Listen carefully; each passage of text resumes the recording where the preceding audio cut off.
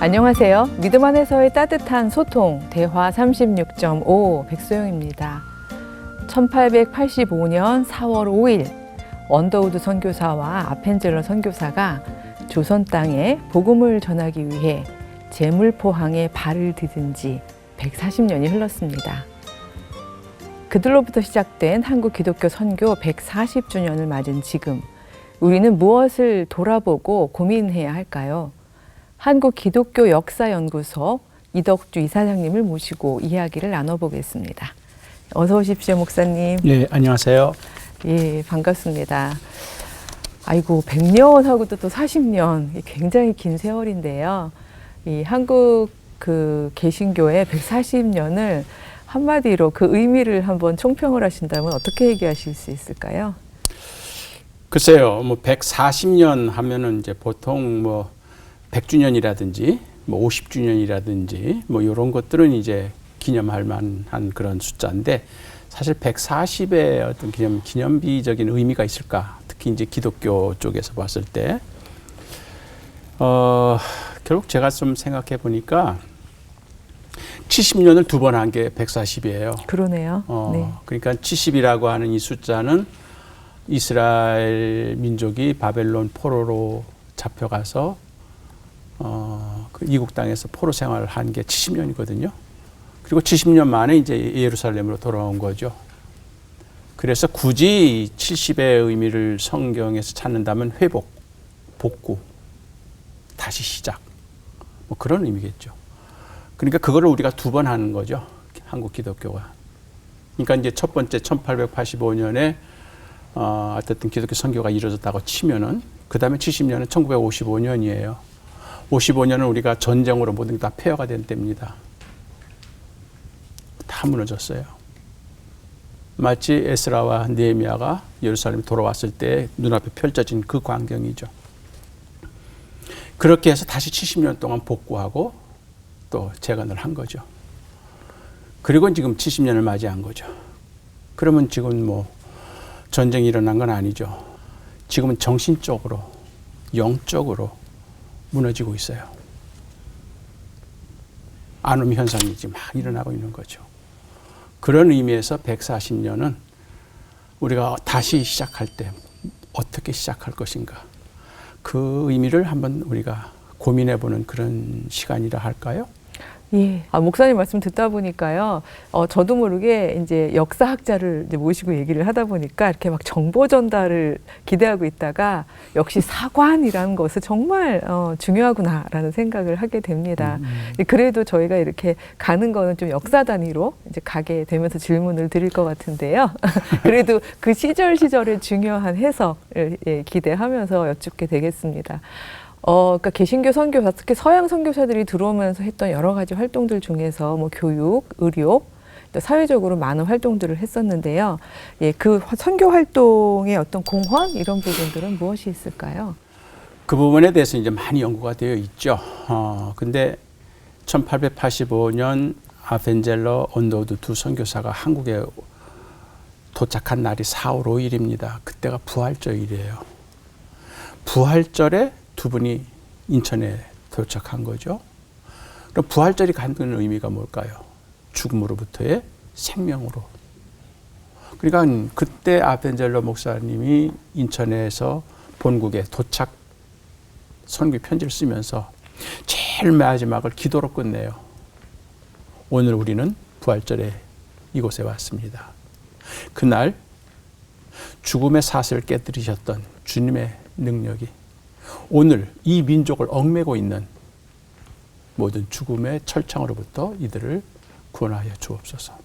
그리하여 하나님의 자녀로서 누릴 자유와 빛을 누리게 하옵소서.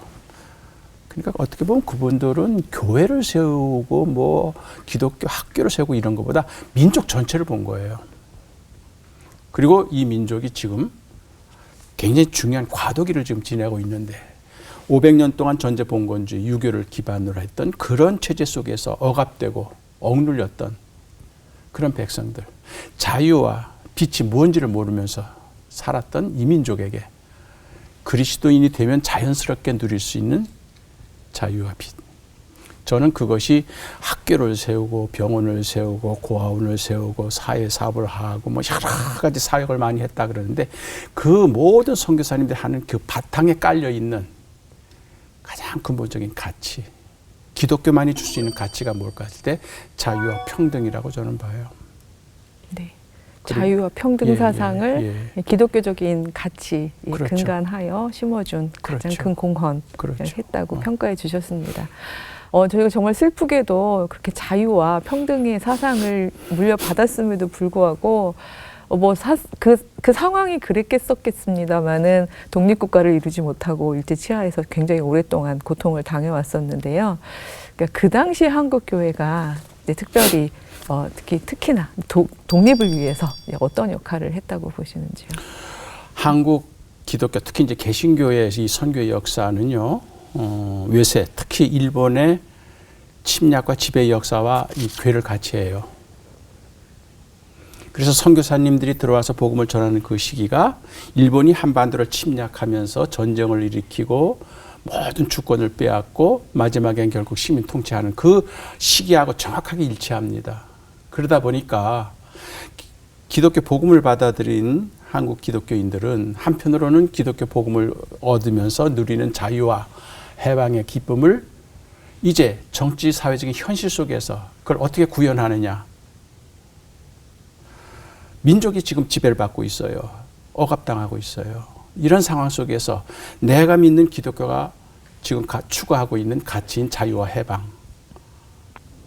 그렇기 때문에 그분들에게는 나만 잘 믿고 천당 가자. 나만 믿으면 잘 믿으면 내가 복 받는다. 이러한 신앙이 아니라 위기에 처한 나라와 민족을 위해서 내가 할 일이 뭔가 크리스찬으로서. 그러다 보니까 자연히 예수님의 복음이 가져다주는 자유 해방의 그 가치를 민족 사회 현실에서 구현하다 보니까 자연스럽게 대한제국 시기부터 기독교인들의 독립운동 참여가 이루어지는 거죠.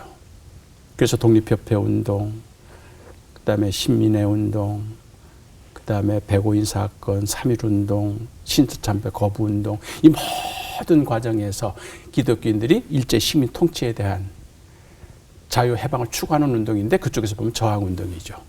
그러니까 기독교적인 가치를 구현하려다 보니까 그러한 독립운동이 자연스럽게 나온 거죠. 어떤 사회적인 어떤 이슈보다는 기독교적 가치를 실현하다 보니까 자연스럽게 생겨난 그럼요. 발현이었다. 이렇게 그럼요. 정리를 해주셨습니다. 그럼요. 이제 그렇게 해방이 되고 그 다음에 또 곧바로 전쟁이 있었고요. 예. 그 전에 분단이 있었죠. 네, 그리고 분단이 또 광복도 물론 있었고. 예, 광복도 있었고. 근데 그 과정 속에서 그 격동기 속에서 이제 그걸 다 거치고 한국 교회는 60년대, 70년대 그 산업화에 굉장히 번영을 이제 하게 되거든요. 근데 그 당시 그 한국 교회의 그 부흥, 글쎄요, 그 지적 부흥은 아니었겠습니다만 그 부흥의 현상 이 부분을 어떻게 보시는지요? 그건 그 시대 지극히 자연스러운 현상이죠. 왜냐하면 우리 민족 자체가 전쟁을 겪은 폐허에서 지금 복구하고 다시 일어나는 그 과정이거든요. 그러니까 전 세계적으로 이렇게 일제 식민 통치를 40년 가까이 받고 거기다가 전쟁을 겪고 최빈국에서 불과 30년 만에 이런 경제적인 부흥을 일으킬 수 있는 민족이 누구예요? 세계에. 그러니까 우리 민족의 근면성. 그러니까 하여튼 어떤 역경이 와도 다시 딛고 일어서는 그 저력. 이건 우리 조상들이 5,000년 동안 우리에게 전달해 준 DNA예요. 이것이 기독교하고 접목이 되다 보니까 강화됐군요. 강화된 거죠. 네. 더군다나 일제강점기 이하 또 대한제국 시기부터 기독교가 어떤 역할을 했는지를 보아왔잖아요. 우리나라의 근대화 개혁에 기독교가 어떤 역할을 했는지, 사회적 빈민층, 소외계층에 기독교인들이 어떤 역할을 했는지, 나라가 위기에 처했을 때 기독교인들이 어떤 역할을 했는지, 암울했던 그 시절에 주기철 목사님처럼 감옥에 가서 목숨을 내놓으면서 저항운동을 한 기독교인들의 모습을 봤거든요. 또 6.25 전쟁 중에 완전히 폐허가 됐을 때 선교사님들이 들어와서 복구해주고 고아원을 세워주고 이 모든 과정을 보거든요. 그러다 보니까 기독교가 우리 민족의 해로운 종교가 아니라 이로운 종교이고 기독교를 통해서 나라를 다시 이렇게 세울 수 있다는 희망을 얻게 되는 거죠. 그러다 보니까 자연스럽게 교회를 찾는 사람들이 늘어나게 되었고 거기에다가 또 복음의 열정을 가진 기독교인들이 열심히 기독교의 복음을 전하다 보니까 자연스럽게 전도운동도 활발하고 교회도 부흥하고 성장할 수가 있었죠. 그래도 70, 80년대까지 보면은 거의 막 우리나라 경제 성장률하고 같은 그럼요. 비율로 막 한국 교회가 성장을 그럼요, 하더라고요. 그럼요. 예. 그러다 보니까 막스 베버가 얘기했던 프로테스탄티즘이 예. 이 자본주의 이거하고 절목이 된 거죠, 한국에서. 그러다 보니까 교회가 막 성장하면서 그러다 보니까 이제 급속한 성장이 가져오는 어떤 사회적인 역기능 그것이 이제 소위 소외계층, 빈곤층, 그 다음에 노동자, 인권 이런 문제가 사회적인 문제로 70년대 이후에 나오죠. 그래서 또 기독교인들이 인권 문제, 사회 정의 문제, 민중교회 운동도 평화 하고요. 운동 예. 이런 데 또 참여하면서 투옥되면서 감옥에 가면서 이런 일을 하다 보니까 결국 기독교인들이 이 사회 발전에 기여하는 모습들을 일반 사회가 지켜본 거죠. 목사님께서 이렇게 딱 하나하나씩 키워드를 정리해 주시는데 그래도 이렇게 소망스러운 정리를 해주고 계셔서 저희가 막 용기가 되긴 하는데요. 근현대사에서 한국 사회에 교회는 이런 영향을 끼쳤다라고 얘기할 수 있을까요? 종교의 기능은 항상 보면 이제 순기능이 있으면 역기능이 있어요. 자동차가 나가려면은 앞으로 추진되려면 뒤에 배기가스가 나듯이 그렇기 때문에 기독교가 다 잘했다는 건 아닙니다. 그러나 어쨌든 140년의 역사를 지켜볼 때 기독교가 어떤 우리 민족과 사회를 위해서 어떤 역할을 했는가 하는 것을 이제 이건 뭐 학자마다 다 평가가 다를 수가 있어요. 이제 저 같은 경우에는 이 140이 결국 한 세대가 40에서 50년이니까요. 이렇게 3세대로 저는 이제 구별해 봐요. 그래서 이제 19세기 말 기독교가 복음이 들어올 때부터 1910년까지가 제 1세대입니다. 그 세대가 이제 뭐 길선주 목사님, 양전백 목사님, 한석진 목사님, 이 신석구 목사님 이런 처음으로 기독교를 받아들인 분들이에요. 그분들은 기독교 복음을 받아들이면서 동시에 우리 민족의 가장 중요한 과제였던 근대화, 개방과 개혁 이 문제를 심각하게 고민하면서 그러면서 기독교를 통하여 이 우리 사회를 개화하고 근대화시키는 그 역할을 한 거죠. 이 세대는 일제 강점기를 산 사람들이에요. 1910년부터 45년까지. 이때는 우리 민족의 가장 중요한 과제는 우리 민족의 자주와 독립이에요. 일제 시민 통치로부터. 그러면서 끊임없이 이제 저항해 나가는 그것이 이제 3.1운동 때 폭발이 되는 거죠. 그런데 이제 일제 말기가 되면은 물론 아까 말씀드렸던 대로 주기철 목사님이나 손양원 목사님이나 신석구 목사님처럼 신수참배를 반대하고 투옥되는 분들도 있지만 그분들은 1% 이하예요. 거의 그때 당시에 교회 지도자들은 다 일본 총독부의 지시를 받아서 신사참배도 하고 일본 총독부가 시키는 대로 어떤 그런 회절된 그런 신앙의 모습을 보여주는 거죠. 그것이 바로 교회에 바라보는 일반 사회가 어떻게 교회가 저런 행동을 할 수가 있는가. 그러니까 어떻게 보면은 교회에서까지 일장기를 걸어놓고 또 교회 지도자들이 가서 신사 참배하고 이런 나약한 모습을 보여줬어요. 그게 일종의 역기능이죠. 그러니까 이분들은 이제는 어느 정도 개혁적인 것보다는 이제 편하게 그 시대에 맞춰서 살려고 하는. 해방이 되고 나서 광복은 곧 분단으로 이어졌어요. 그러다 보니까 제3세대는 지금 이제 제3세대 말기입니다. 제3세대는 광복이라는 기쁨과 함께 분단이라는 비극을 동시에 경험을 해요. 그러다 보니까 하나의 민족이 남과 북으로 나뉘어서 갈등, 마지막엔 전쟁까지 벌어지고 그 후에 지금까지 80년 이르기까지 서로 증오하고 불신하고 그러면서 하나가 되지 못한 그런 모습을 보여준 거죠. 그럼 이런 시대 속에서 기독교는 뭘 했는가? 분단 시대를 분단 체제를 더 고착화시키는데 기독교가 역할을 했는가? 아니면 분단을 극복하고 화해와 일치 쪽으로 교회가 움직였는가? 이게 이제 역사의 평가예요. 목사님은 어떻게 보세요? 제 1세대는 A학점 받았어요. 네. 제 2세대는 B학점이에요. 아, 두려운데요. 네, 그러면 제 3세대는 뭔지 아시겠죠? 네네. 아이고, 이 학점을 좀 올려야 될 것 같은데. 그래, 그게 이제 4세대 역할입니다. 네네. 저희가 이제 4세대를 그렇죠. 이제 막 시작을 하게 시작하는 되네요. 거죠. 예. 네, 시작을 하게 되는데, 이제 결국 이제 현안으로 이제 저희가 오게 될 것 같습니다. 그래서 A, B, C 학점을 이제 받으면서 이렇게 왔는데, 이 D를 받을 순 없잖아요. 네, 그럼 재수강이야. 네네. 그래서 다시 좀 학점을 올리기 위해서 우선 해야 될 문제는, 우리가 정말 뭘 잘못했는지를 돌아보면 당면 과제가 무엇인지를 아는 것이 참 중요할 것 오케이. 같습니다. 오케이. 어떤 한국교회는 지금 어떤 당면 과제를 하고 있을까요?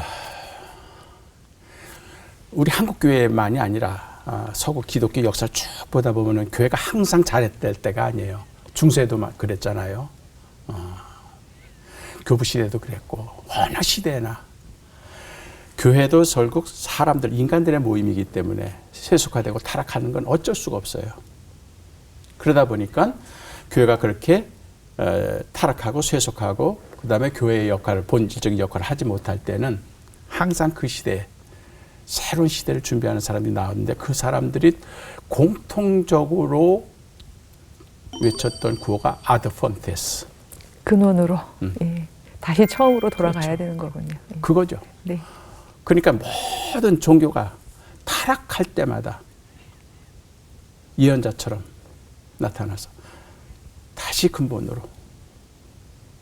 그러니까 루터도 그런 거고 깔뱅도 그런 거고 웨슬리도 그런 거고 어거스틴도 그런 거고. 그러니까 지금 한국 교회가 그런 상황인 거죠. 그러니까 다 같이 모두가 갈 수 없으므로 사실은 정말 그렇게 선구자적으로 또 다시 한번 가는 사람들이 필요하겠네요. 그래서 역사에선 제가 좋아하는 말인데 크리에이티브 마이너리티라는 말을 써요. 성서에선 남은 자. 남은 자예요. 예. 그러니까 뭐 자관 절대 다수가 다 그런 실망적인 모습을 보이더라도 아주 소수의 알곡. 지난 코로나 전국이 우리에게 주어진 메시지가 뭐겠어요? 고르라는 겁니다. 가르라는 겁니다. 쭉정이와 알곡을. 거짓 선지자와 참 목자를 구별할 줄 알아라는 겁니다.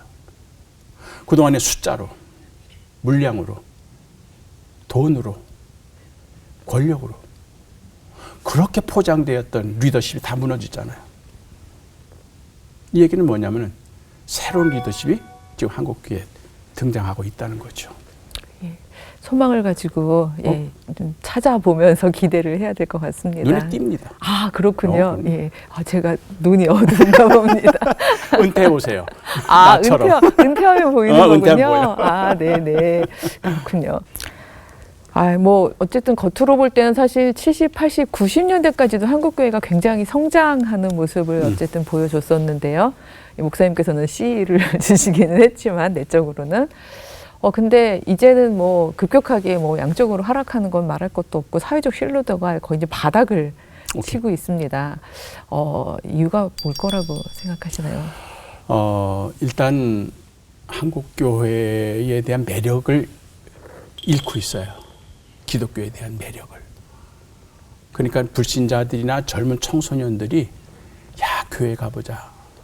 내가 모르는 게 있다. 뭔가 새롭다. 재밌다. 이래야 되거든요. 저희들이 어렸을 때 보면은 1년 내내 교회 안 나오다가 크리스마스 때만 꼭 나오던 사람들이 있어요. 동네 사람들이 다 와요. 왜? 못 보던 걸 보니까. 새로운 문화였죠. 새로운 거니까. 네네. 그리고 거기서 세상에서 경험하지 못했던 다른 차원을 경험하니까. 그런데 지금 한국교회는 세상과 비교했을 때 거의 비슷하다는 거예요. 그건 그만큼 세속화가 됐다는 거죠. 일반 회사에서 운영하는 그런 경영 논리가 교회에서도 그대로 적용이 되는 거예요. 자본에 의해서, 권력에 의해서, 사람에 의해서 움직여지는, 성령에 의해서 이루어지는 게 아니라. 그래서 장로가 된다, 뭐 임직을 받는다 하면 돈이 얼마가 필요하다. 어디 교회 가려면은 거기에 얼마를 준비해 가야 된다. 이런 걸로 다 되다 보니까 그게 교회 안에서만 통합니다. 그게 다 또 폭로가 돼요. 그게 형사사건이 되고. 그러니까 언론이 다 포로고요. 그러니까 교회가 매력이 없죠. 그럼 이걸 어떻게 극복해야 되느냐? 교회가 교회다워야죠. 그게 답이에요. 네. 교회가 교회다워야 돼요. 역사학자이신 우리 목사님뿐만이 아니라 제가 여기서 많은 분들을 뵈면 이 문제의 위기의식에서 극복할 수 있는 방법으로 계속 교회가 교회다워야 한다. 특히 매력이란 단어도 많이 얘기해 주시더라고요. 여전히 사회에서 매력적이어야 되는데 그걸 잃었다. 이런 얘기를 이제 많이 해주시는데 이거 어떻게 극복할 수 있을까요? 저 방법. 그거는요, 영적 권위를 회복해야 돼요. 소위 특히 우리 저와 같은 목회자가 책임이 커요. 이 부분에 있어서는. 초대교회 시절에 사도들은 골방에서 기도하고 말씀 전하는 것 외엔 관심이 없었어요. 사회 구제하는 것까지 집사들한테 맡겼어요.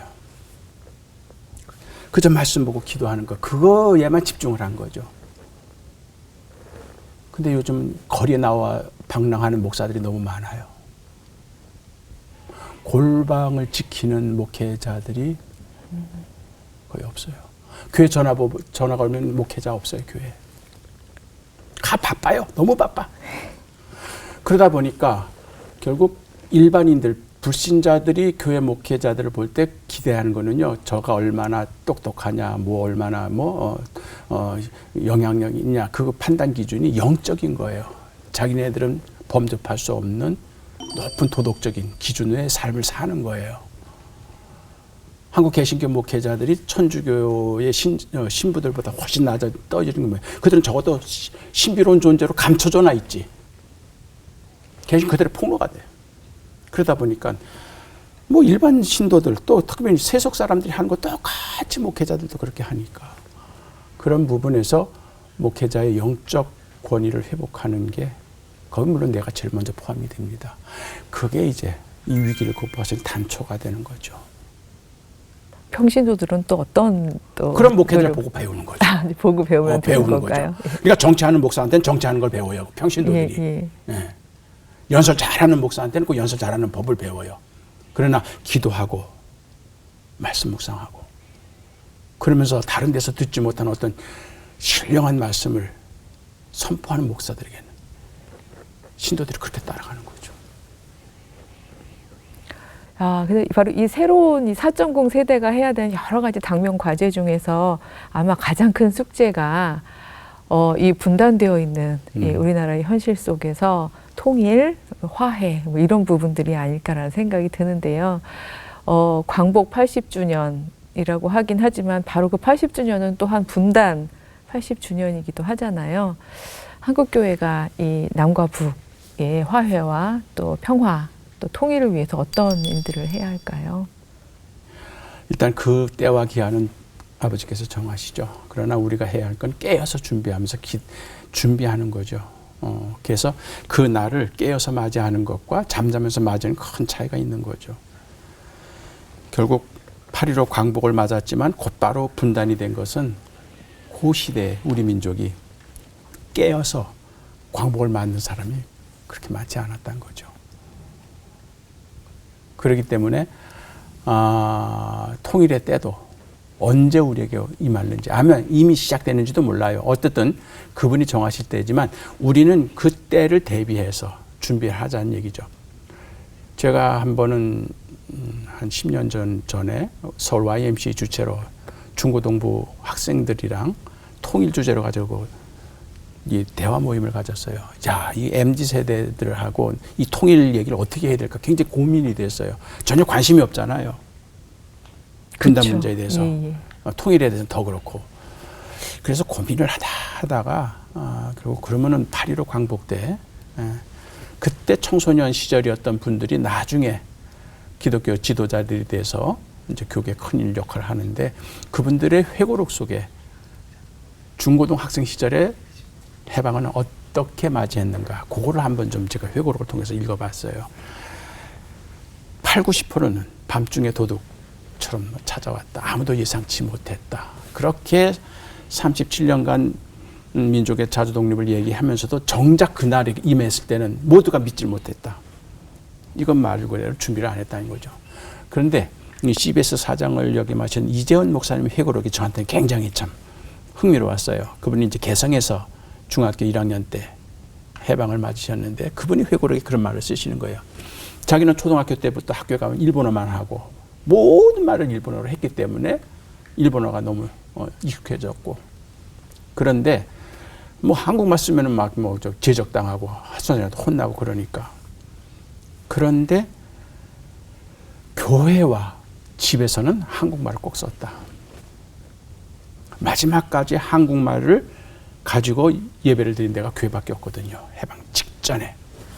그리고 집에 오면은 가끔가다 아버님이 벽장을 열고 깊숙한 곳에서 태극기를 꺼내서 보여주셨다. 그러면서 이것이 우리나라 국기다. 일장기가 아니라. 그리고 애국가 가사를 적은 걸 보여주시면서 이게 우리나라 국가다. 기미가요가 아니라. 자기는 어려서부터 그걸 교육을 받았다는 거예요.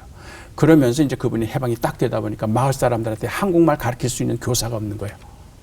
한국말 다 잊어버렸기 때문에. 그래서 자기가 중학교 신분인데도 마을 사람들한테 한글을 가르쳤다. 이걸로 보면 나는 알게 모르게 광복을 준비한 것 같다.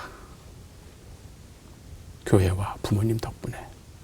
지금 통일을 MZ세대나 젊은 세대는 전혀 관심이 없어요. 그러나 이때도 그걸 준비하는 사람들이 있는 거죠. 그게 뭐냐면 평화. 한반도의 진정한 평화. 통일은 과정도 평화로워야 되지만 통일 이후도 평화로워야 돼요. 그렇기 때문에 남과 북이 서로 전쟁이나 어떤 강압적인 방법을 통해서 흡수하고 완전히 하나의 색깔로 만들어버리는 그런 통일은 항상 갈등과 전쟁을 불러일으킬 수밖에 없어요. 그런 것이 아니라 함께 공존하며 평화를 심어나가는 그런 미래를 준비하는. 그러니까 지금 이때부터 평화교육을 하는 거죠. 사실 평화로운 공존을 위해서 참 제일 중요한 것이 함께 이야기할 수 있는 그럼요. 거리가 있고 그럼요. 또 함께 이야기할 수 있는 기억이 있어야 그럼요. 될 것 같은데요. 그럼요. 근데 그런 점에서는 한국 기독교 역사연구소에서 굉장히 유의미한 작업을 지금 해주고 계시는데 분단 80주년을 맞아서 통일을 준비하시면서 북한 기독교 역사사전 을 지금 준비하고 계시는 것으로 합니다. 이 이야기 좀 소개해 주세요. 그거는 제가 이제 2003년부터 2005년까지 평양을 한 3번 갔다 올 경험이 있었어요. 네. 사실 저로서는 굉장히 설렌 방문이었죠. 근데 3번째 방문하고 와서는 제가 절벽을 느꼈어요. 이거는 말만 통할 뿐이지 전혀 다른. 그러니까 70년 동안 서로 다른 체제 속에 서로 다른 이데올로기로 서로 다른 문화 속에서 서로 다른 역사를 경험했기 때문에 이거는 진짜 외국이었어요. 절벽이었어요. 여기서 이걸 열어놨다가는 대혼란이에요. 대혼란이에요.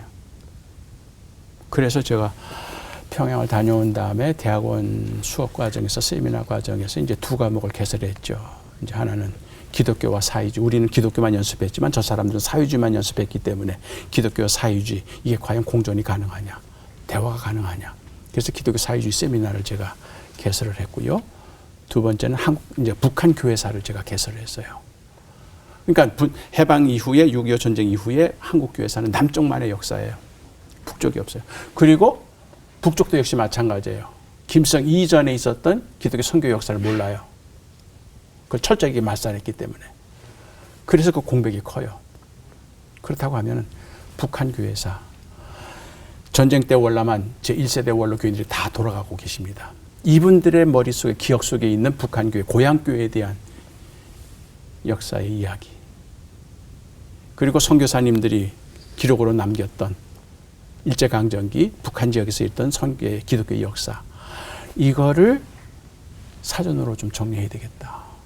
그래서 지금 뭐 북한에 있었던 교회, 학교, 병원, 기관, 선교단체, 그다음에 인물, 또 해방 후에 남쪽에서 활동했던 북한 출신 크리스찬 리더들, 뭐 또 최근에 탈북민 것까지 포함해서 한 12,000개의 항목을 추출해서 지금 열심히 지금 사전을 쓰고 있어요.